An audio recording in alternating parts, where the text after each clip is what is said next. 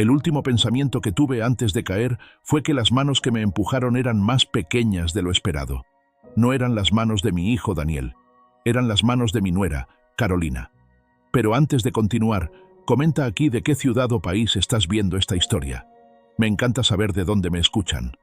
Aprovecha y deja tu like, porque esta historia te va a atrapar hasta el final. Me llamo Ricardo Mendoza, tengo 71 años, y hace exactamente 4 minutos y 30 segundos, mi propio hijo y su esposa intentaron asesinarme a mí y a mi esposa Elena en un acantilado a 47 metros de altura. Pero déjenme contarles cómo llegamos hasta aquí, porque nada de esto fue accidente. 3 meses antes. Papá, deberías tomar tus pastillas para el corazón, me dijo Daniel durante el desayuno, empujando el pequeño pastillero azul hacia mí con demasiada insistencia. Ya las tomé esta mañana, mentí, observando cómo su rostro se tensaba ligeramente. ¿Estás seguro? Porque el doctor dijo que no puedes saltarte ni una dosis. Completamente seguro, hijo. Lo que Daniel no sabía era que desde hacía 2 semanas, Elena y yo habíamos dejado de tomar esas pastillas. En su lugar, tomábamos cápsulas vacías idénticas que habíamos preparado. Las pastillas reales estaban en un sobre camino al laboratorio toxicológico. ¿Por qué? Porque 3 semanas antes, mi viejo amigo Roberto, quien casualmente es químico retirado, había venido a tomar café. Cuando Elena le sirvió de mi taza favorita, Roberto la olió y me miró con esos ojos que conocía desde la universidad. Ricardo, ¿puedo hablar contigo un momento en privado? En el jardín me dijo algo que me heló la sangre. Tu café huele a almendras amargas, muy ligeramente, pero está ahí. ¿Y eso qué significa? Significa que alguien está poniendo arsénico en tu comida, en dosis pequeñas, suficientes para enfermarte lentamente, pero no para matarte de inmediato. Esa noche, Elena y yo no dormimos. Revisamos cada síntoma que habíamos tenido en las últimas semanas. El cansancio inexplicable, las náuseas matutinas, la debilidad en las piernas, todo encajaba. De regreso al presente, mientras caía por ese acantilado, con el viento golpeando mi rostro y las rocas acercándose a velocidad mortal, escuché la voz de Elena gritando mi nombre. Luego sentí el impacto. El dolor fue indescribable. Me había golpeado contra una saliente rocosa a mitad de camino, quebrándome 3 costillas antes de rodar hasta una pequeña plataforma natural unos 10 metros más abajo del borde. Elena cayó a mi lado, su cabeza sangrando, su brazo en un ángulo imposible. Ricardo, susurró con voz apenas audible. ¿Estamos muertos? No, le respondí entre dientes, conteniendo el grito de dolor. Pero necesitan creer que sí. Arriba, escuché las voces de Daniel y Carolina. ¿Crees que sobrevivieron?, preguntó Carolina con voz temblorosa pero no arrepentida. Imposible. Esa caída es de casi 50 metros. Nadie sobrevive a eso. Daniel, tenemos que verificar. ¿Estás loca? Si nos ven bajando, van a sospechar. Entonces, ¿qué hacemos? Esperamos 5 minutos, luego llamamos a emergencias histéricos diciendo que se resbalaron, que tratamos de agarrarlos pero no pudimos. 5 minutos. Teníamos 5 minutos para convencerlos de que estábamos muertos. Tomé la mano de Elena y la apreté con la poca fuerza que me quedaba. Ella entendió. Nos quedamos completamente inmóviles, conteniendo incluso la respiración tanto como podíamos.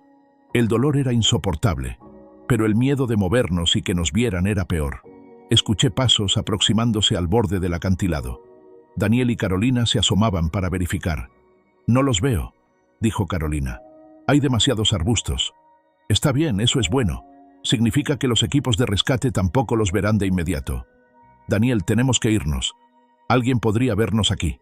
«Espera». La voz de mi hijo sonaba extrañamente calmada. «Toma una foto con tu teléfono. Zoom máximo. Necesitamos evidencia de que realmente cayeron para el seguro de vida». El seguro de vida. Por supuesto. La póliza de $2 millones que yo había renovado hace 3 meses, asegurándome de que Daniel supiera exactamente cuánto valdría mi muerte. Lo que él no sabía era que esa póliza era completamente falsa. La real, por $5 millones, estaba a nombre de una fundación benéfica, con Elena como única administradora en caso de que yo muriera primero. Escuché el sonido del teléfono tomando fotos. Cada clic sonaba como una condena. «Listo», dijo Carolina. «Vámonos. En 2 horas llamaremos a emergencias». Suficiente tiempo para que parezca que estuvimos buscándolos desesperados. Sus pasos se alejaron. El silencio volvió al acantilado, interrumpido solo por el sonido del viento y nuestra respiración entrecortada. «Ricardo», susurró Elena, «me duele todo». «Lo sé, mi amor». «Yo también». «¿Cuánto tiempo tenemos que esperar?» «El reloj», le dije. «Mi Apple Watch Series 8, el que Daniel pensaba que yo usaba solo para contar pasos. Está transmitiendo nuestra ubicación GPS y grabando audio en tiempo real». «¿A quién?» «Al fiscal federal que contraté hace 6 semanas. Mauricio Herrera, ¿te acuerdas de él? Mi viejo amigo abogado». Elena intentó sonreír, pero le dolió demasiado. Siempre tan preparado. Tenía que estarlo, porque descubrí algo más terrible que el arsénico en mi café, Elena. Algo que ni siquiera te he contado todavía. ¿Qué cosa? Pero antes de que pudiera responder, escuchamos un sonido que nos hizo contener la respiración nuevamente. Pasos. Alguien estaba regresando al borde del acantilado. Y esta vez venían bajando. Los pasos bajaban lentamente por el acantilado. No eran Daniel ni Carolina. Eran más pesados, más calculados. Escuché el sonido de equipo profesional, mosquetones chocando contra roca. «Señor Mendoza», dijo una voz grave y familiar. «Soy el capitán Reyes, equipo de rescate. No se mueva, ya casi llego». Elena me apretó la mano con fuerza. Esto no estaba en el plan. No debían llegar por al menos 2 horas. Cuando el capitán Reyes llegó a nuestra plataforma, lo primero que hizo fue verificar nuestros pulsos. Luego habló por su radio con un código que no entendí. Y entonces se quitó el casco y vi su rostro claramente. Era Mauricio Herrera, el fiscal federal, mi viejo amigo abogado. «Tranquilo, Ricardo», me susurró mientras revisaba mis heridas. El reloj activó la alerta de emergencia hace 8 minutos. Estábamos a 5 kilómetros, en posición de vigilancia. «¿Grabaste todo?» Logré decir entre el dolor. «Cada palabra, cada fotografía que tomaron de ustedes muertos. Y tengo algo más». Mauricio sacó su teléfono y me mostró una pantalla. «Tu hijo acaba de intentar acceder a tu cuenta bancaria principal desde su teléfono. Hace exactamente 3 minutos. Incluso con 3 costillas rotas, logré sonreír amargamente. Ni siquiera esperó a que los cuerpos se enfriaran. 6 semanas antes. Ricardo, necesito que entiendas la gravedad de lo que encontré», me dijo Mauricio en su oficina privada, lejos de oídos indiscretos. Sobre su escritorio había una carpeta manila gruesa. Cuando la abrió, mi mundo se derrumbó. «Carolina Méndez no es su verdadero nombre», comenzó. «Se llama Carolina Ruiz Tavares. Hace 7 años sus padres murieron en un accidente de senderismo en Chiapas. Cayeron de un acantilado muy similar a donde tu hijo sugirió que fueran este domingo. Estás diciendo que la investigación se cerró como accidente, pero un detective local siempre tuvo sospechas. Mira esto». Me mostró una fotografía de Carolina con sus padres, tomada 2 días antes del accidente. ¿Ves ese hombre detrás de ellos? En el fondo, casi imperceptible, había un hombre con una cámara profesional. Es un detective privado, que los padres de Carolina habían contratado 3 meses antes de morir. Sospechaban que ella les estaba robando dinero. Encontraron transferencias no autorizadas, documentos falsificados. ¿Y nunca presentaron cargos? Murieron antes de poder hacerlo, y Carolina heredó todo. $2 millones en propiedades y ahorros. Mauricio pasó a la siguiente página. Una foto de otro hombre. Este es Gustavo Méndez, el primer esposo de Carolina. Se suicidó hace 4 años saltando desde el balcón de su departamento en el piso 12. Pero había algo extraño. ¿Qué? El reporte toxicológico mostró altos niveles de zolpidem en su sangre, suficiente para dejarlo inconsciente. Su familia insistió en que él nunca tomaba pastillas para dormir. Carolina heredó $500.000 del seguro de vida y el departamento valuado en $1.200.000. 3 víctimas, 3 accidentes, más de $3 millones heredados. Ricardo, tu hijo conoció a Carolina hace exactamente 1 año. 3 meses después, tú empezaste a enfermarte. ¿Cuándo fue la última vez que te sentiste realmente bien? Pensé en ello. Las náuseas comenzaron en febrero, los mareos en marzo, la debilidad extrema en abril. Hace 11 semanas. ¿Y cuándo Carolina se mudó a tu casa? Hace 11 semanas. Daniel dijo que era temporal, mientras buscaban casa propia. Mauricio asintió gravemente. Ricardo, ella está siguiendo el mismo patrón. Acercarse a la víctima, ganarse su confianza, enfermarla lentamente con veneno y finalmente, cuando la víctima está débil, provocar un accidente que parezca relacionado con su condición de salud. ¿Y mi hijo? Mauricio sacó otra carpeta, esta más delgada pero igualmente devastadora. Tu hijo Daniel tiene deudas de juego por $340.000. Apostó en línea durante 2 años y perdió todo. La casa que crees que están buscando ya la perdió en una apuesta hace 6 meses. Me quedé sin aire. Carolina conoce las deudas. De hecho, hay registros de que ella pagó $50.000 de esas deudas hace 4 meses. Daniel está en sus manos. Ella tiene el dinero. Él tiene las deudas. Es la pareja perfecta para un asesinato. De regreso al presente. El dolor de las costillas me trajo de vuelta al acantilado. Mauricio estaba colocando un collarín cervical alrededor del cuello de Elena. Tenemos que subirlos rápido, dijo. El helicóptero médico está a 2 minutos. Mauricio, ¿dónde están Daniel y Carolina ahora? Exactamente donde los queremos.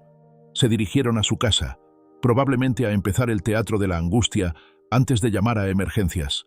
Pero tenemos sorpresas esperándolas. ¿Qué tipo de sorpresas?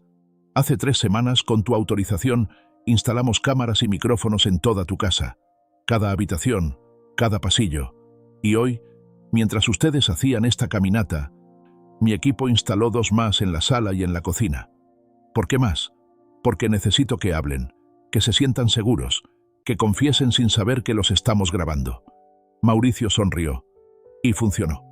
Hace 5 minutos, Carolina le dijo a Daniel algo muy interesante. Me mostró su teléfono. En la pantalla había un video en vivo de mi sala. Carolina y Daniel estaban sentados en el sofá. Tenemos que limpiar el café, decía Carolina. Si encuentran el arsénico... Tranquila, respondió Daniel. Yo me encargo. Voy a tirar todo lo que pueda tener residuos. Mauricio pausó el video.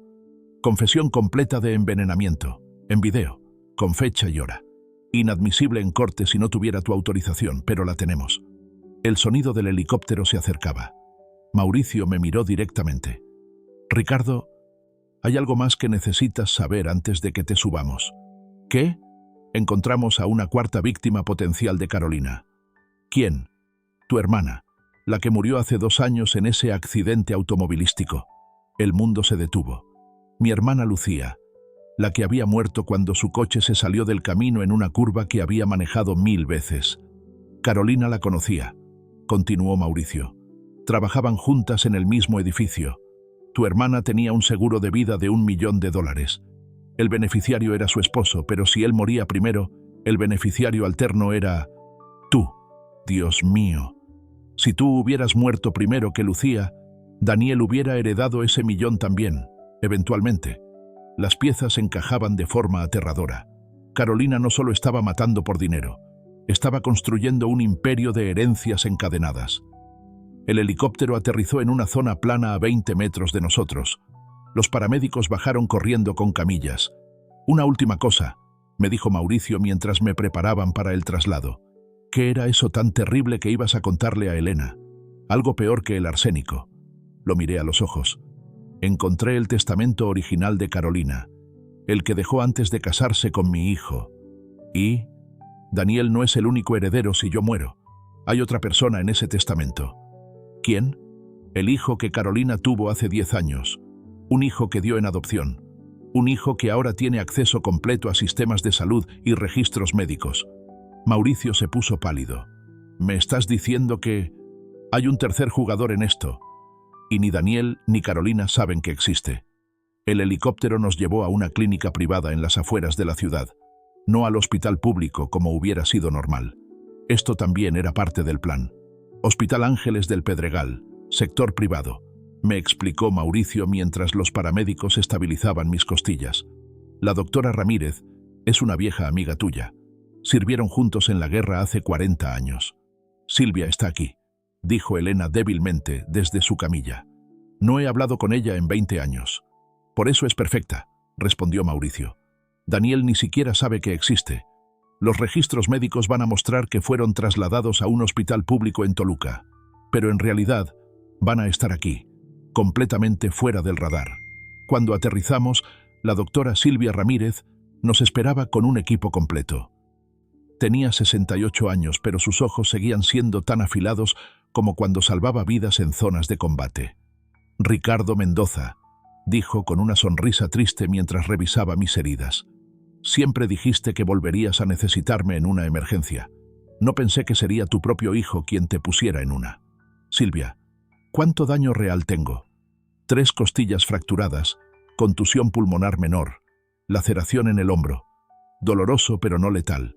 Tu esposa tiene fractura de radio, conmoción cerebral leve y múltiples contusiones. Los dos tuvieron mucha suerte. No fue suerte, dije. Fue física. 4 semanas antes. Papá, ¿por qué estás midiendo el acantilado? Me había preguntado Daniel mientras yo tomaba fotografías y anotaciones durante nuestra caminata familiar de reconocimiento. Curiosidad científica, le respondí, usando mi viejo telémetro láser. ¿Sabías que este acantilado tiene exactamente 47 metros de altura? No sabía que te interesaba la geología. Me interesa la física. Por ejemplo, si una persona cayera desde aquí, la velocidad terminal sería de aproximadamente 30 metros por segundo. Pero si hubiera una saliente rocosa a mitad de camino. Papá, ¿por qué hablas de eso? Porque soy ingeniero retirado, hijo. Los números me relajan. Lo que no le dije era que había identificado exactamente 3 plataformas naturales en ese acantilado, donde una caída podría ser sobrevivible si la persona supiera posicionarse correctamente. Y había practicado esos movimientos durante 2 semanas en un gimnasio de escalada privado.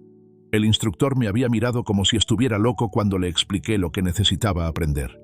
Don Ricardo, usted tiene 71 años. Lo que me pide es para atletas profesionales. Entonces enséñame lo básico. Cómo rodar para absorber impacto. Cómo proteger órganos vitales. Cómo no morir. Practiqué 50 caídas controladas. Me rompí 2 dedos en el proceso, pero aprendí. Y le hice jurar al instructor que no le contaría a nadie. De regreso al presente. La doctora Ramírez terminó de colocar el yeso en el brazo de Elena. Van a estar aquí al menos 4 días, dijo. Tiempo suficiente para que tu hijo crea que están muertos y cometa más errores. Mauricio entró a la habitación con su laptop. Hablando de errores, tienen que ver esto. En la pantalla había un video en vivo de mi casa. Daniel estaba en la cocina, limpiando metódicamente cada taza, cada frasco, cada superficie que pudiera tener residuos de arsénico. Observen sus manos, dijo Mauricio. Daniel llevaba guantes de látex, pero Carolina, que estaba a su lado, no. Ella lo está dejando hacer todo el trabajo sucio, continuó Mauricio. Miren su posición. Se mantiene siempre en el fondo, fuera del ángulo principal de las cámaras. Ella sabe cómo evitar evidencia directa. ¿Cuántos asesinatos crees que ha cometido realmente?, preguntó Elena. Oficialmente, tenemos evidencia sólida de 3. Los padres, el primer esposo y, circunstancialmente, tu hermana Lucía. Pero estoy investigando otros 2 casos. ¿Cuáles? Una tía rica en Guadalajara que murió de un ataque al corazón hace 9 años. Carolina era su enfermera privada. Y un novio universitario que se ahogó en Acapulco hace 12 años. 5 víctimas en 12 años, calculé. Casi una cada 2 años. Y cada una le dejó dinero. La tía le dejó 800.000 pesos. El novio tenía un seguro de vida estudiantil de $200.000 donde Carolina era beneficiaria. Mauricio abrió otra carpeta. Pero aquí está lo realmente interesante. Encontré al hijo que dio en adopción. Me incorporé demasiado rápido y las costillas me castigaron con dolor agudo. Se llama Sebastián Ruiz. Tiene 23 años. Es enfermero en el Hospital General. ¿Enfermero?, repitió Elena. Sí, acceso completo a medicamentos, historiales médicos, protocolos de emergencia. Mauricio nos mostró una fotografía. Un joven delgado, de rasgos afilados, ojos fríos. ¿Él sabe quién es su madre biológica?, pregunté. Oficialmente no, pero hace 6 meses solicitó sus registros de adopción y hace 3 meses empezó a trabajar turnos nocturnos en el hospital donde tu hermana Lucía estuvo internada la noche antes de su accidente. El silencio en la habitación era denso. Mauricio, ¿me estás diciendo que este joven pudo haber estado involucrado en la muerte de Lucía? Los registros muestran que él fue el enfermero que le administró los medicamentos esa noche, sedantes para ayudarla a dormir antes de su viaje en coche al día siguiente. Dios mío. Y hay más. Mauricio sacó otro documento. Sebastián tiene una cuenta bancaria offshore en Islas Caimán. Hace 7 meses recibió una transferencia de $100.000. Origen no rastreable. Carolina, dije. Ella lo encontró, lo reclutó. Eso es lo que creo. Madre e hijo trabajando juntos. Él provee acceso médico y conocimiento farmacéutico. Ella provee los blancos y la logística. Elena cerró los ojos. ¿Y Daniel? Daniel es la víctima perfecta. Endeudado, desesperado, enamorado. Carolina lo usa como herramienta desechable. Una vez que ustedes dos estuvieran muertos y él heredara, apostaría mi carrera a que Daniel sería el siguiente. ¿Cómo? Otro accidente. O tal vez un suicidio después de que la culpa de matar a sus padres lo consumiera. De cualquier forma, Carolina heredaría todo al ser la esposa. Me recosté en la cama hospitalaria, procesando todo. Mi hijo no era el villano principal, era otra víctima más en la red de Carolina. Mauricio, ¿qué evidencia tenemos realmente contra Sebastián? Circunstancial. Acceso, oportunidad, transferencia bancaria sospechosa. No suficiente para un arresto, pero suficiente para vigilancia intensiva. ¿Y contra Carolina? Por tus intentos de asesinato, sólido. Por los otros casos, más complicado.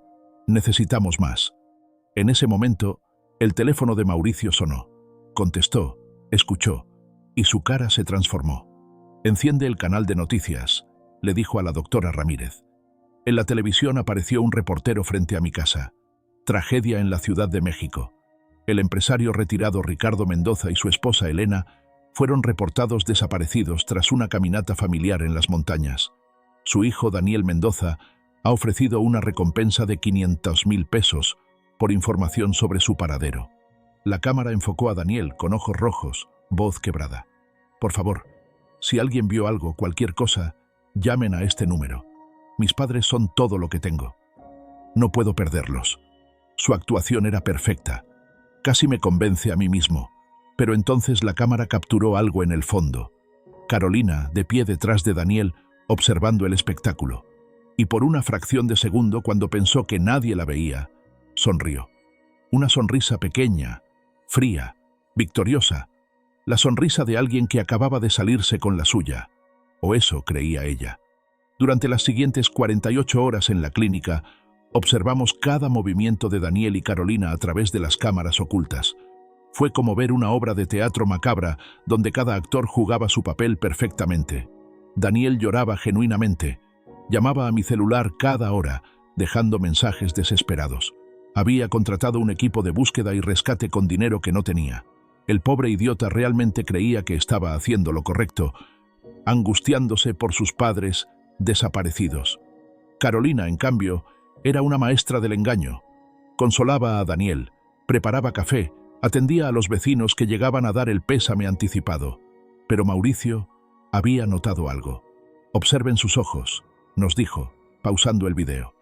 Cuando habla con Daniel, los tiene llorosos, rojos, hinchados. Pero cuando va al baño y se mira al espejo, en la pantalla, Carolina cerró la puerta del baño, se volteó hacia el espejo y en un segundo toda la tristeza desapareció de su rostro. Se miró con satisfacción, se arregló el cabello y practicó diferentes expresiones de duelo frente a su reflejo. Es una psicópata clínica, dijo la doctora Ramírez. He visto este tipo de comportamiento antes, estudiado, practicado, completamente artificial. ¿Cuánto tiempo creen que esperará antes de hacer su próximo movimiento?, preguntó Elena desde su cama. No mucho, respondió Mauricio. Mira esto. Cambió a otra grabación, esta del día anterior. Carolina estaba en mi estudio, revisando papeles en mi escritorio. Encontró el testamento falso que yo había dejado estratégicamente visible. La vimos leerlo, y por primera vez vimos emoción genuina en su rostro. Sorpresa, seguida de rabia. ¿Qué dice ese testamento?, preguntó Elena. Que todo mi patrimonio, valuado en $4.7 millones, va dividido igualmente entre Daniel y una fundación benéfica. Carolina no recibe nada directamente. Inteligente, dijo la doctora. Le das motivación para asegurarse de que Daniel herede todo. Exacto, porque una vez que nosotros estemos muertos y Daniel herede, ella como esposa tendrá acceso a todo. Pero primero necesita que Daniel esté vivo el tiempo suficiente para cobrar. Mauricio sonrió, y ahí es donde cometió su primer gran error. Cambió a otra grabación. Carolina hablando por teléfono en el jardín, pensando que nadie podía escucharla. Pero habíamos instalado micrófonos hasta en los árboles. Ya está hecho, decía en voz baja. Los cuerpos no aparecerán por semanas, tal vez meses. Para entonces, toda evidencia estará contaminada. Sí, entiendo. No, Daniel no sospecha nada. El pobre idiota realmente cree que fue un accidente. ¿Cuándo puedo verte? Esta noche no. Hay demasiada gente aquí. Mañana en la noche, en el lugar de siempre. Te amo también. Mauricio pausó el video. ¿Reconocen esa voz al otro lado? Me concentré. Era una voz masculina, joven, pero el audio no era claro. ¿Sebastián? Preguntó Elena. Eso creemos. Hemos estado rastreando sus movimientos. Hace 2 días, el día del accidente, él no fue a trabajar. Llamó reportándose enfermo, pero su teléfono celular lo ubicó en la zona de las montañas. Estuvo ahí, a menos de 2 kilómetros de donde ustedes cayeron, esperando, observando, listo para ayudar si algo salía mal. El plan era más elaborado de lo que pensaba. Sebastián era el respaldo, la red de seguridad en caso de que Daniel fallara. Mauricio, ¿cuándo vamos a actuar? Pregunté. Cada hora que pasa, ellos se sienten más seguros. Pronto, pero necesito que sea perfecto. Un solo error, y Carolina podría escapar. Ella es inteligente, calculadora. Ha evadido ser capturada por 4 asesinatos. 5, corrigió Elena. Mi hermana. 5, asintió Mauricio. Por eso necesitamos evidencia irrefutable, y para eso necesito que ella cometa un error más. 2 semanas antes. Ricardo, esto que me pides es extremadamente peligroso, me había dicho Mauricio cuando le expliqué mi plan completo. Estábamos en su oficina, rodeados de carpetas, fotografías, evidencia recolectada durante semanas. Lo sé, pero es la única forma de atraparla con las manos en la masa. Me estás pidiendo que te use como carnada, que dejemos que intenten matarte. No dejemos que lo intenten, dejemos que crean que lo lograron. Mauricio se frotó las sienes. Explícame de nuevo cómo sobrevivirías a una caída de 47 metros. Saqué los diagramas que había preparado. Cálculos de física, ángulos de impacto, puntos de contacto. No es sobrevivir a una caída de 47 metros. Es sobrevivir a 3 caídas más pequeñas. Primera saliente a 15 metros. Absorbe 40% del impacto. Segunda saliente a 32 metros. Absorbe otro 30%. Plataforma final a 37 metros. Caída real de solo 5 metros. Sigues cayendo 37 metros en total. Pero no de una vez. Y he estado entrenando cómo posicionar mi cuerpo para cada impacto. Ricardo, eres ingeniero, no gimnasta olímpico. Tienes 71 años. Por eso Elena viene conmigo. Ella era bailarina profesional. Tiene mejor control corporal que yo. Si algo sale mal, ambos mueren.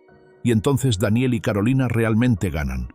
No van a ganar, Mauricio, porque tú vas a estar grabando todo. Y en el momento exacto en que ellos nos empujen, tendrás evidencia de intento de asesinato. Eso, sumado al envenenamiento, es suficiente para arrestarlos. Y si no sobreviven a la caída, entonces al menos habrás atrapado a los asesinos de mi hermana y de otras 4 personas inocentes. Mauricio me miró largamente. ¿Elena está de acuerdo con esto? Fue idea de ella. De regreso al presente. Un golpe suave en la puerta de la habitación nos sacó del video. Era uno de los agentes de Mauricio. Fiscal, tiene que ver esto, ahora. Mauricio abrió su laptop y todos nos acercamos. En la pantalla había un video de una cámara de seguridad bancaria. Daniel estaba en el BBVA Bancomer, sucursal Polanco. Con él estaba Carolina, y estaban hablando con un ejecutivo de cuentas. Es de hace 1 hora, explicó el agente. Logramos acceso a sus cámaras. Subió el volumen. La conversación era clara. Necesito acceder a las cuentas de mis padres, decía Daniel. Han estado desaparecidos por 3 días. Necesito pagar a los equipos de búsqueda. Señor Mendoza, Entiendo su situación, pero sin poder legal o una declaración de ausencia judicial. Mi padre me dio acceso a sus cuentas hace meses. Tengo las contraseñas. Esto era mentira. Nunca le había dado acceso a nada. Señor, aún así necesito documentación apropiada. Carolina intervino, poniendo su mano en el brazo de Daniel en un gesto perfectamente calculado de apoyo conyugal. Por favor, mi esposo está desesperado. Sus padres podrían estar heridos, perdidos. Cada minuto cuenta. El ejecutivo dudó, y entonces cometió el error fatal. Déjenme consultar con mi supervisor. Cuando el ejecutivo se alejó, Carolina se acercó a Daniel y susurró algo. Las cámaras no capturaron audio claro, pero pudimos leer sus labios. Si no nos dan acceso hoy, vamos al plan B. ¿Cuál plan B?, preguntó Daniel. El que discutimos. ¿Tú sabes cuál? Mauricio pausó el video. ¿Ven esto? Ella acaba de implicarlo directamente en un plan premeditado, frente a cámaras de seguridad bancarias. ¿Qué es el plan B?, preguntó Elena. No lo sabemos todavía, pero basándome en su patrón, probablemente involucra falsificar documentos o sobornar a alguien. El agente añadió más información. Fiscal, hay algo más. Después de salir del banco, fueron a una notaría. Pasaron 45 minutos adentro. ¿Qué notaría? Notaría Pública número 47. El notario es Gerardo Vázquez. Mauricio escribió el nombre rápidamente. Investiga a ese notario. Quiero saber si tiene antecedentes de documentos fraudulentos. Ya lo hice. 3 denuncias archivadas por falta de pruebas. Sospecha de falsificar testamentos. Todo encajaba. Carolina estaba preparando documentos falsos para acceder a mis cuentas. Lo que ella no sabía era que todas mis cuentas reales habían sido vaciadas hace 3 semanas y transferidas a una empresa fantasma llamada Phantom Rose Holdings. Las cuentas que Daniel estaba tratando de acceder tenían exactamente 2.847 pesos. Mauricio, dije lentamente, creo que es hora de que los muertos resuciten. Todavía no, dijo Mauricio levantando la mano. Si aparecemos ahora, solo tenemos intento de asesinato contra ustedes. Carolina contratará al mejor abogado. Alegará que fue Daniel quien los empujó, que ella intentó detenerlo. Saldrá en 3 años. Entonces, ¿qué propones? Que dejemos que el plan B se desarrolle, que intenten robar tu dinero usando documentos falsos. Eso suma fraude, falsificación, conspiración. Y mientras tanto, mi equipo está trabajando en conectarla con los otros asesinatos. ¿Cómo? Mauricio abrió una nueva carpeta. El detective privado que los padres de Carolina contrataron antes de morir. Se llama Javier Ruiz. Encontré algo interesante en sus archivos. Nos mostró una fotografía borrosa tomada con teleobjetivo. Carolina, 12 años más joven, entrando a una farmacia en Chiapas. Esta foto fue tomada 2 días antes de que sus padres cayeran del acantilado. Javier la había estado siguiendo por 3 semanas. Y el farmacéutico recuerda esa venta. Carolina compró Zolpidem, una dosis muy alta. Le dijo que era para su madre, que tenía insomnio severo. Pero su madre nunca tomó pastillas para dormir. Exacto. Y el reporte de la autopsia mostró que ambos padres tenían Zolpidem en sangre la mañana del accidente. Elena se incorporó en su cama. Los drogó antes de la caminata. Eso creemos. Café con Zolpidem en el desayuno. Para cuando llegaron al acantilado, estaban mareados, desorientados. Un pequeño empujón y... Igual que con nosotros, dije tocando mi estómago. El arsénico nos debilitó durante semanas. Cuando llegamos a ese acantilado, apenas podíamos caminar derecho. Mauricio asintió. Ella repite el mismo patrón. Debilita a las víctimas primero, luego crea el accidente. Menos sospechoso que un asesinato directo. ¿Tienes pruebas suficientes? Con el testimonio del farmacéutico, los reportes de autopsia, las fotos de Javier y tu envenenamiento documentado, estamos construyendo un caso sólido. Pero necesito algo más. ¿Qué? Necesito que Sebastián cometa un error. Como si lo hubiera invocado, el teléfono de Mauricio vibró. Era su agente de vigilancia. Fiscal, Sebastián acaba de salir de su departamento. Está manejando hacia el Hospital General. Mauricio miró su reloj. Son las 11 de la noche. No tiene turno programado. Entonces, ¿por qué va al hospital?, preguntó Elena. La respuesta llegó 20 minutos después. Otro agente envió un video desde una cámara de seguridad del hospital. Sebastián entrando por la puerta de empleados, usando su credencial de acceso, caminando directamente hacia la farmacia del hospital. «Tiene acceso completo», murmuró Mauricio. «Puede sacar medicamentos sin levantar sospechas si firma los registros correctamente». En el video, Sebastián hablaba con el farmacéutico de turno. Mostraba una orden médica, recibía 2 frascos de medicamento, potasio intravenoso de alta concentración. «Dios mío», susurró la doctora Ramírez. «Eso puede causar un paro cardíaco instantáneo si se administra incorrectamente».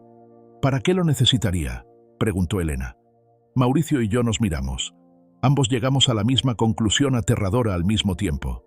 «Para Daniel», dije. «Van a matar a Daniel». 5 días antes. «Ricardo, encontré algo en la laptop de Carolina», me había dicho Mauricio en una de nuestras reuniones secretas. Carolina había dejado su computadora abierta un día mientras Daniel dormía. Nuestras cámaras captaron su pantalla durante 47 minutos, mientras ella navegaba, pensando que nadie podía ver. Estuvo investigando paros cardíacos inducidos por medicamentos. Específicamente, cómo una sobredosis de potasio puede simular un ataque cardíaco natural. ¿Cuándo fue esto? Hace una semana, justo después de que renovaste tu seguro de vida. El seguro donde Daniel es el beneficiario. Exacto. Ella ya está planeando su muerte. Probablemente esperaba a que ustedes murieran primero, Daniel heredara, y luego, un trágico ataque al corazón.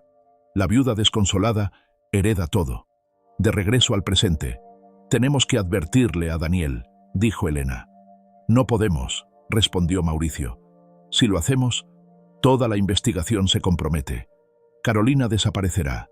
Sebastián destruirá evidencia y nunca podremos probarles los otros 4 asesinatos. ¿Entonces dejamos que maten a mi hijo? No». Mauricio tecleó rápidamente en su laptop. «Pero necesito que confíen en mí». Hizo una llamada. «Capitán Reyes, necesito vigilancia inmediata en Daniel Mendoza. Nivel de protección máximo pero completamente encubierto. Si alguien se le acerca con una jeringa, lo detienen». Colgó y nos miró. «Daniel va a estar protegido 24 horas.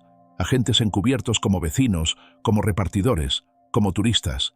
Él no lo sabrá, pero estará completamente vigilado». «¿Y cuándo actuamos?», pregunté. «Mañana en la noche. Carolina y Sebastián tienen una reunión programada.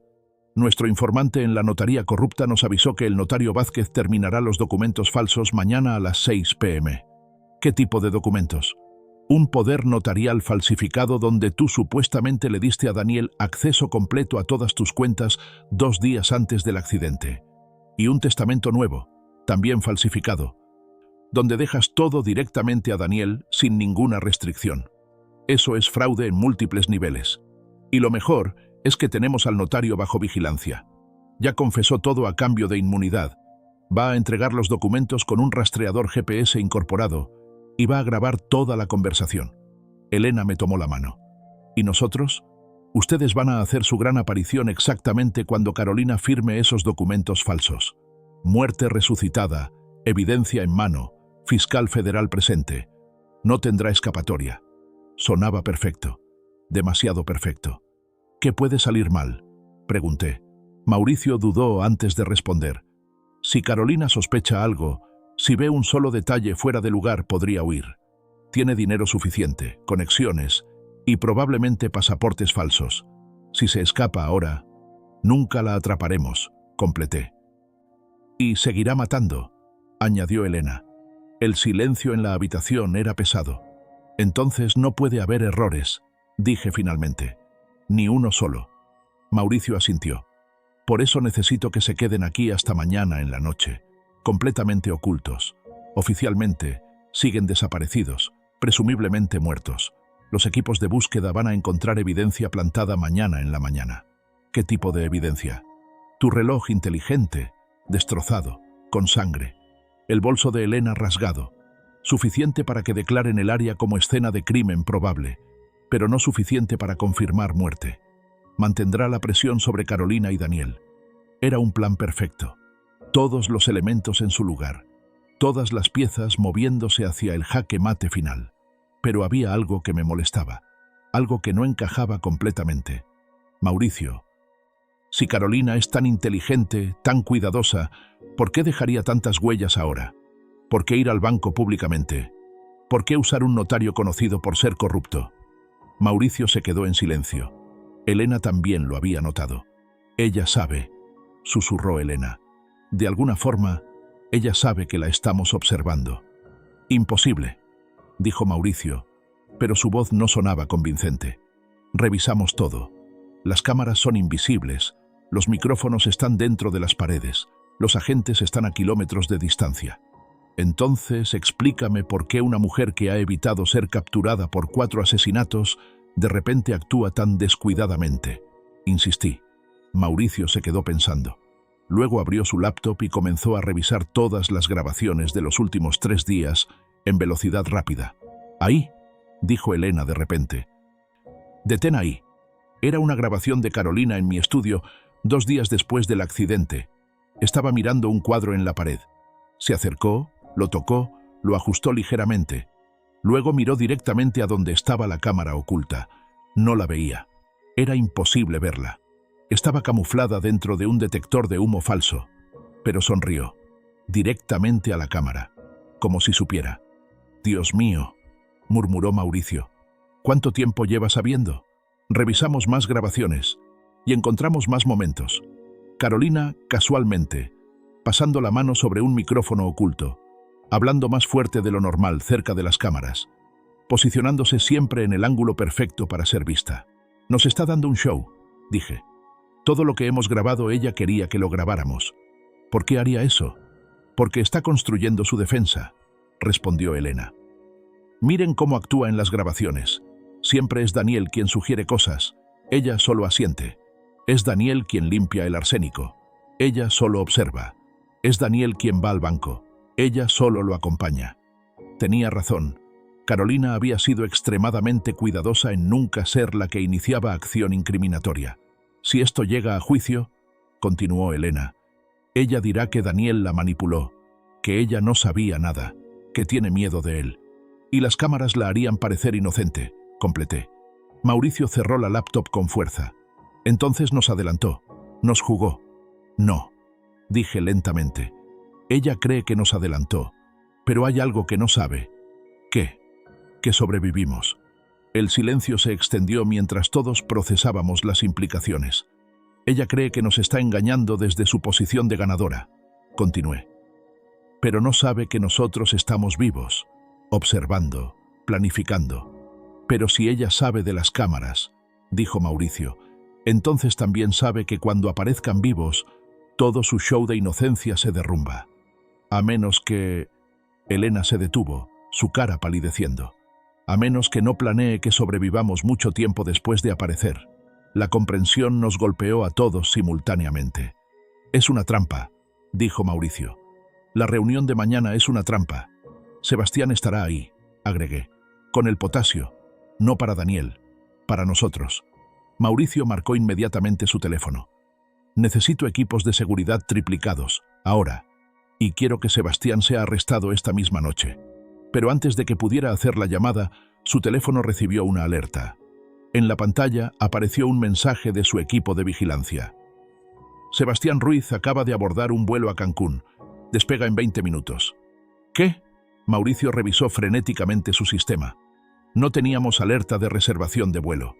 Compró el boleto en efectivo en el aeropuerto hace 1 hora», leyó en voz alta. «Documento de identidad, Diego Mendoza Santos». Ese era el apellido de Daniel, mi apellido. «Tiene identificaciones falsas con tu apellido», dijo Mauricio mirándome. «¿Por qué?». Y entonces lo entendí. Todo el plan, toda la jugada final. «Para hacerse pasar por mi nieto», dije. «Daniel y Carolina no tienen hijos, pero si de repente aparece un nieto después de mi muerte, tendría derecho a reclamar herencia», terminó Elena, «especialmente si Daniel estuviera muerto». «Carolina no va a matar solo a Daniel», dije. «Va a matarnos a todos. Y Sebastián va a aparecer como el único heredero sobreviviente. Mi nieto perdido que nunca supimos que existía». Mauricio estaba tecleando furiosamente. «Necesito detener ese vuelo. Ahora». «No llegarás a tiempo», dijo la doctora Ramírez. «El aeropuerto está a 40 minutos. Entonces que lo arresten en Cancún». «¿Con qué cargos?». No tienes pruebas directas contra él todavía, solo circunstanciales. Mauricio golpeó el escritorio con frustración. Sebastián estaba a punto de escapar. Pero entonces recordé algo que había notado en las grabaciones de la casa. Mauricio, ¿cuándo instalaron las cámaras en mi casa? Hace 3 semanas, ¿por qué? ¿Y las de mi estudio? Esas fueron las primeras. ¿Por qué preguntas? Me levanté de la cama, ignorando el dolor de las costillas. Porque hay una cámara que Carolina no sabe que existe. Una que instalé yo hace 6 meses. ¿Qué?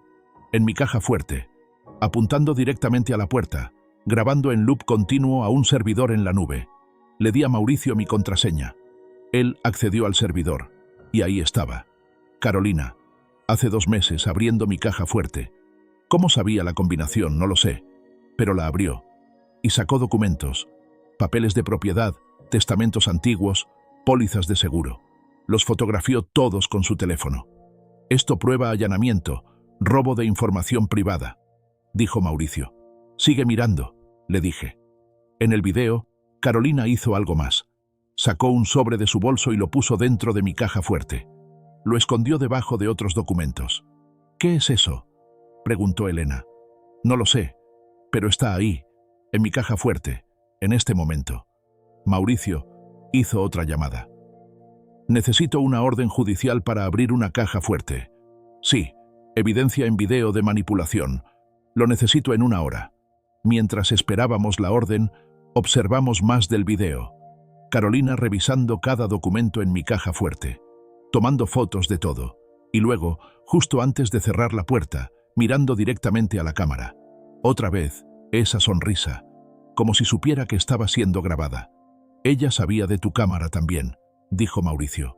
No, respondió Elena. Miren sus ojos. No está mirando a la cámara. Está mirando hacia arriba, hacia donde estaría una cámara obvia. Tenía razón. Mi cámara estaba en la esquina inferior, camuflada en la bisagra de la caja.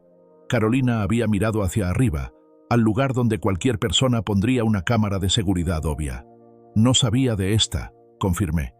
Estaba buscando, pero buscó en el lugar equivocado. 1 hora después, llegó la orden judicial.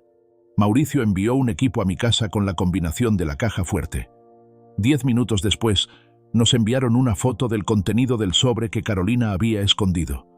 Cuando vi la imagen, sentí que el suelo desaparecía bajo mis pies. Dentro del sobre había 3 cosas que destruían completamente cualquier ilusión que tuviera sobre mi familia.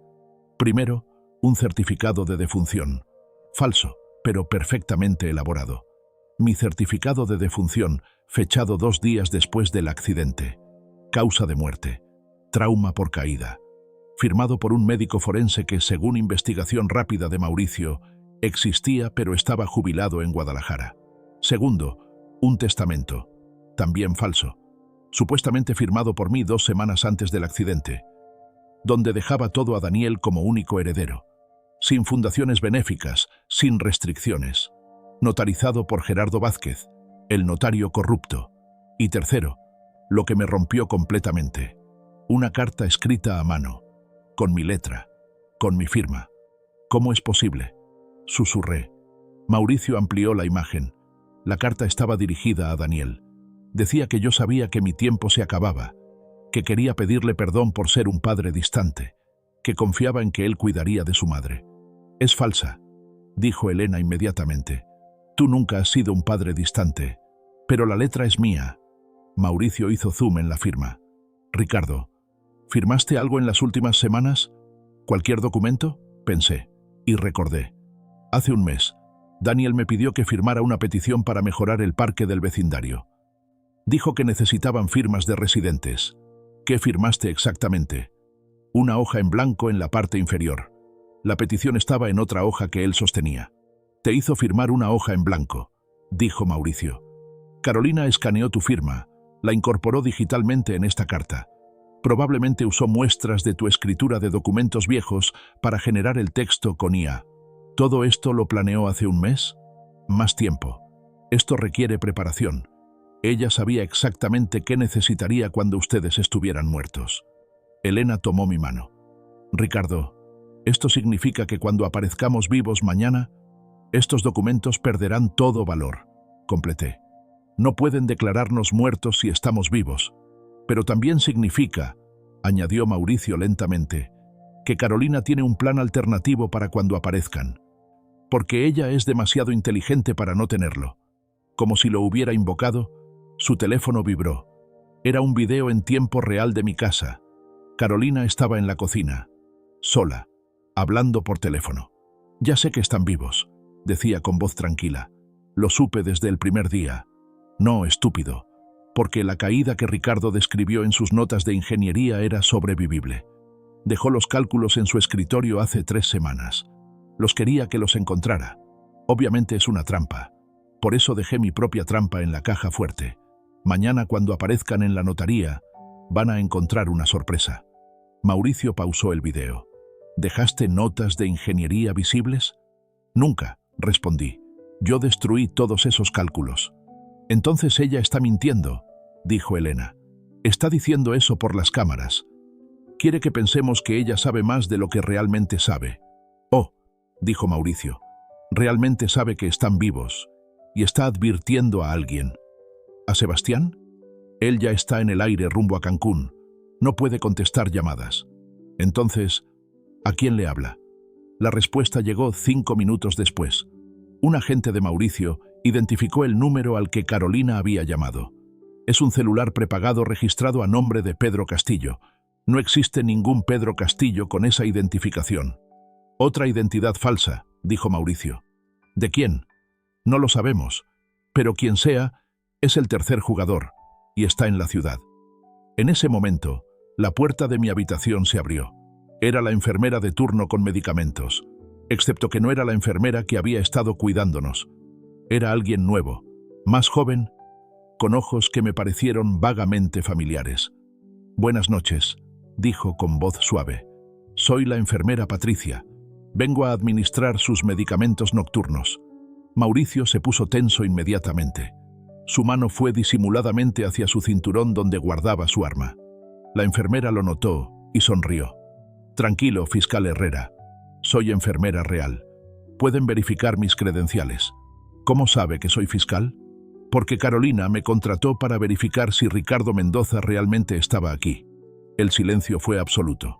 «Y ahora que lo verifiqué», continuó, sacando su teléfono, «ella va a saber que están vivos. ¿A menos que qué?», preguntó Mauricio. «A menos que les proponga un trato». «¿Qué tipo de trato?» La enfermera se sentó tranquilamente. «Conozco a Carolina desde hace 6 años. Trabajamos juntas en Guadalajara. Sé exactamente qué tipo de persona es, y sé que si ustedes aparecen mañana, ella va a tener un plan para matarlos. ¿Por qué nos ayudarías?» «Porque ella también me debe dinero. Mucho dinero.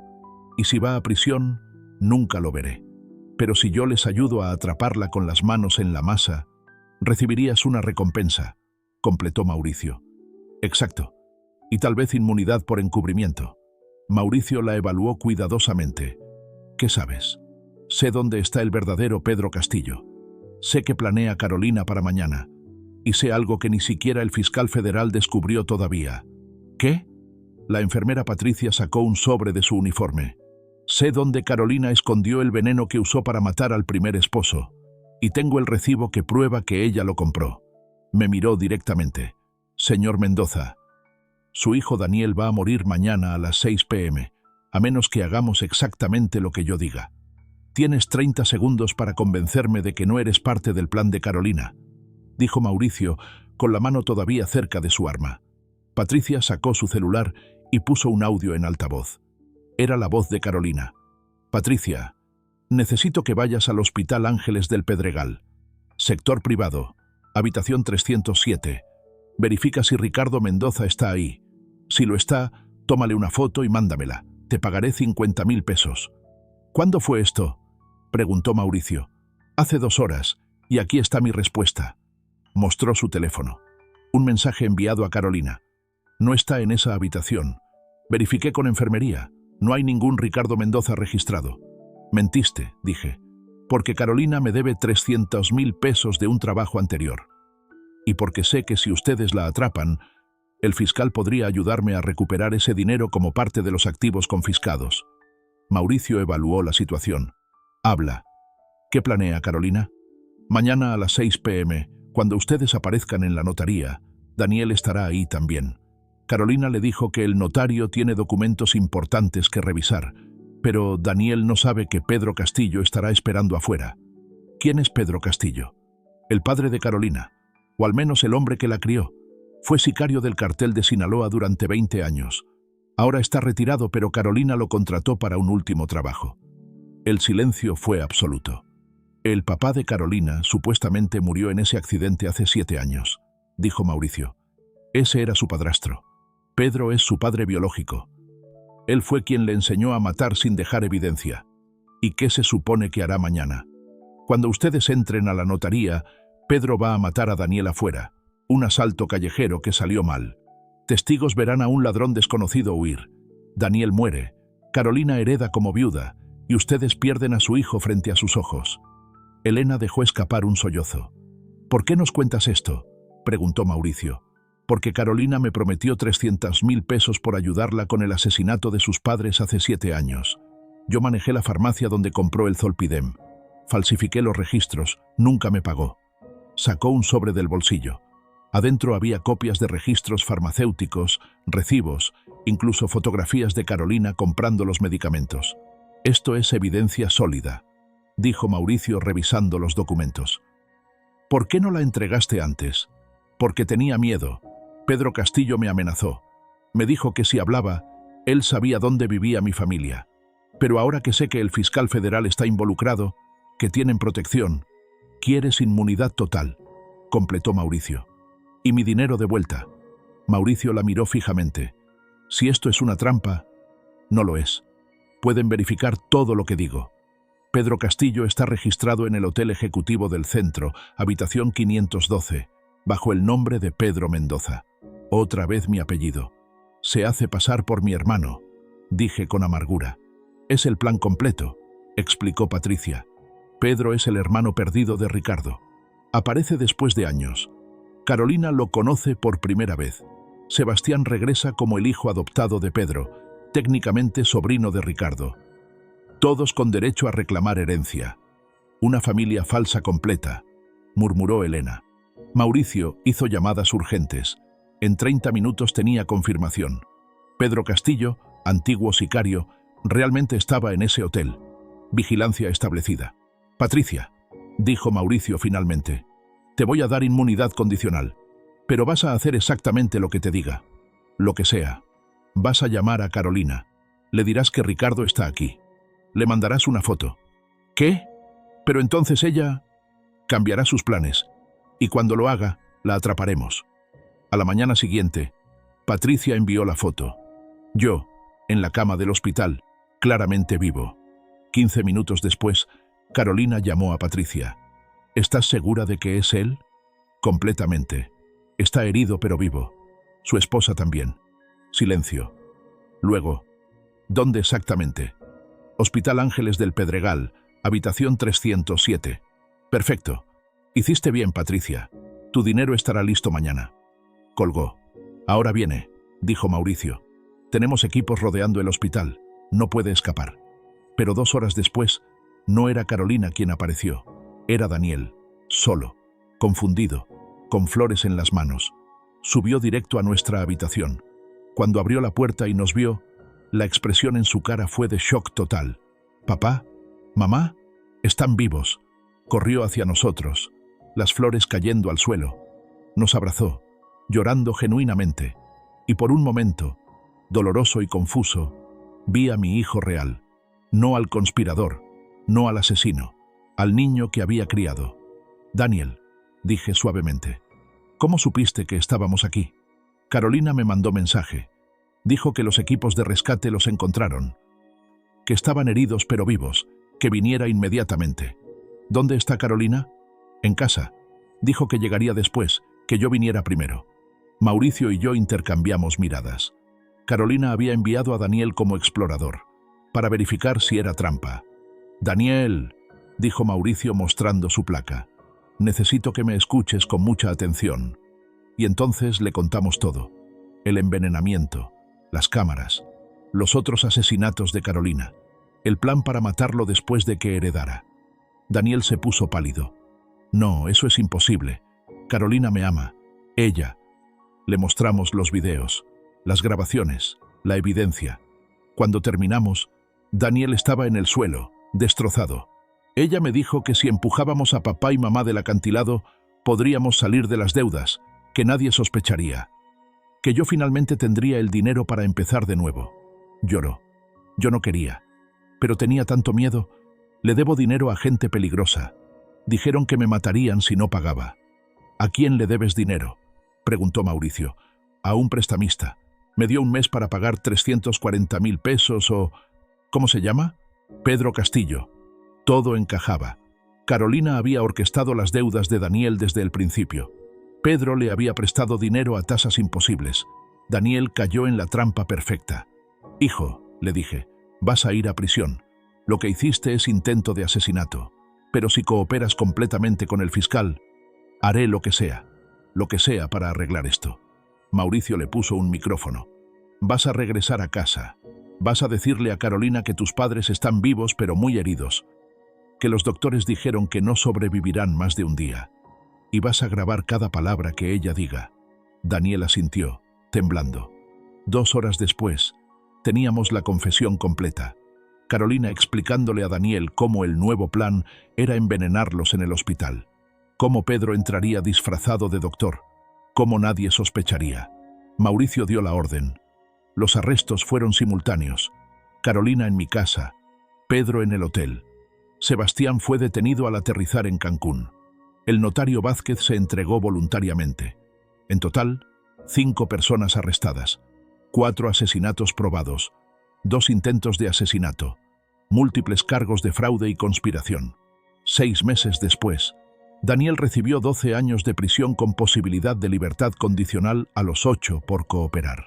Fue duro, pero justo. Carolina y Pedro fueron sentenciados a cadena perpetua sin posibilidad de libertad condicional. Sebastián, al ser menor de edad cuando participó en el asesinato de mi hermana, recibió 40 años. El notario Vázquez recibió 15 años. Patricia obtuvo inmunidad total y recuperó sus 300.000 pesos de los activos confiscados de Carolina. Elena y yo vendimos todo y nos mudamos a un pequeño pueblo costero. Donamos 3 millones de pesos a una fundación contra el abuso de ancianos. ¿Perdoné a Daniel? No completamente, pero lo visito una vez al mes. Le llevo libros, le cuento de su madre. Y lentamente, muy lentamente, estamos reconstruyendo algo que ya nunca será lo que fue. Querido amigo que escuchas esta historia, déjame preguntarte algo. ¿Qué harías tú si tu propia familia intentara matarte? ¿Los perdonarías?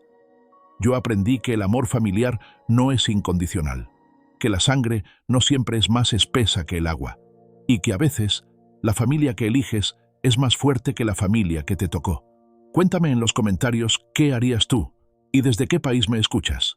Esta historia casi me cuesta la vida, pero también me enseñó que nunca es tarde para luchar por tu dignidad y que los muertos, a veces, vuelven para hacer justicia.